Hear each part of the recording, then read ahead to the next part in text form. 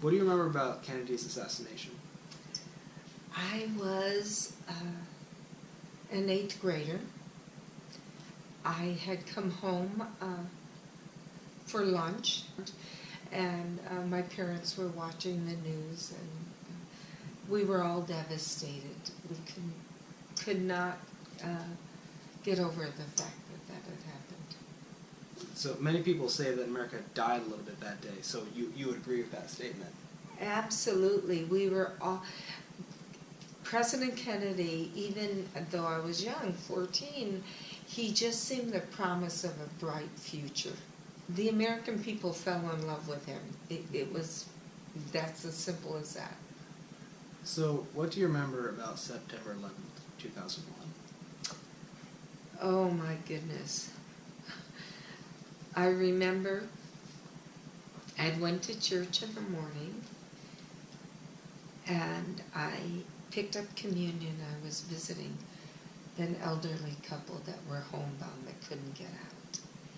And I remember knocking on their door. They were watching the news. And to see the plane fly into the tower, to hear all of that, it was horrific.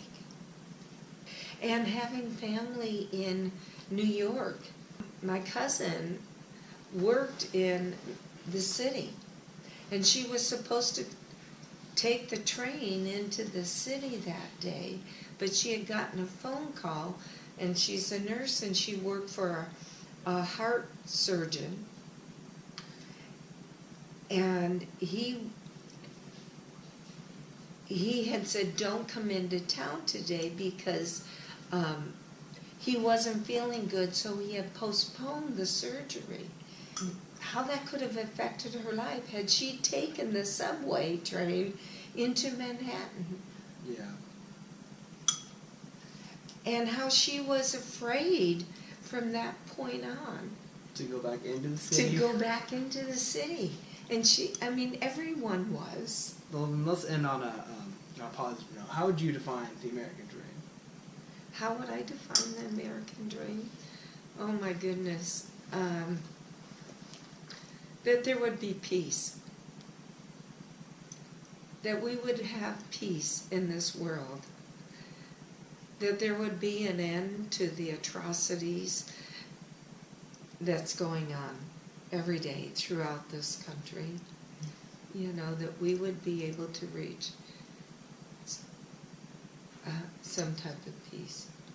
I was just told this a few weeks ago, and that I'm at age 70, that I've lived 90% of my life, which is kind of eye-opening. I hadn't heard that, hadn't even thought of it. I'm not so afraid for myself, Austin, but I'm afraid for you. I'm afraid for your family, the family that you have in the future, what that life is going to look like. And I want peace for you and for your family. That's what that's what I want. Rock. Here, you think you can throw me up a rock? Yeah. Thanks, dude.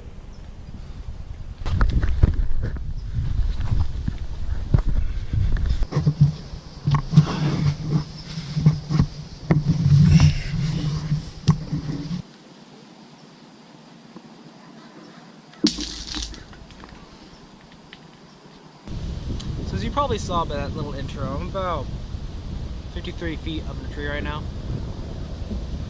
I don't know why. It's a nice quiet place. I come up here to chill occasionally. And my nephew and my sister are visiting, so it's kind of noisy down there. So why not film in a tree? So the first question is, what event in your lifetime do you think had the biggest effect on our nation? And I personally think that this previous election just had such a big impact on everything. It exploded over social media, celebrities got involved, and it was the first time that something that the government has done affected me on a personal level, because even all my friends were either hardcore Democrats or hardcore Republicans, just Hillary supporters or Trump supporters, just kind of divided and split. And it's just, even on Inauguration Day, when Trump was sworn in, a lot of my Democrat friends were really upset, and they're really kind of sad and down. And Nathan Severance, one of my good friends, we're in jazz band together, and he walked into that room with he was kind of looking down, he was just moping around, but like, we just got lost in the music, we lost all of our worries, we forgot about the election, and we walked out of there with a smile, and that's how I feel that that should be all of our attitudes. We should all just get so involved in something that we love that we can just forget all about politics. That's the beautiful thing about America, is we have a system so that one leader can't take away any of our rights. We have a balanced system where just because we elect one guy that we don't necessarily like doesn't mean it's the end of the world. We still have a controlled government that is going to keep us safe. And people should listen to that. And the second question was, what is your American dream, and how are you going to give back to your fellow Americans? I feel like it's my calling to take people, bring them together, and show them to not focus on the little things. I want to work at the outdoor school, which is a 6th grade science camp at Rancho Alegre across from Cachuma Lake.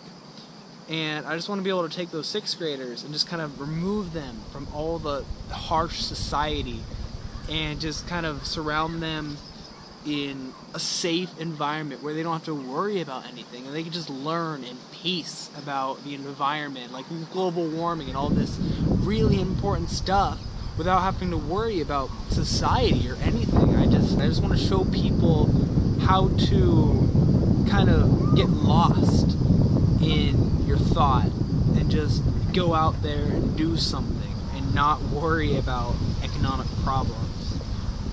Which kind of ties in with the first question. I really believe that people are focusing too much on the government and not enough on themselves. Like, who cares what Trump did today? What have you done today besides sitting on your couch? And that's just how I personally feel.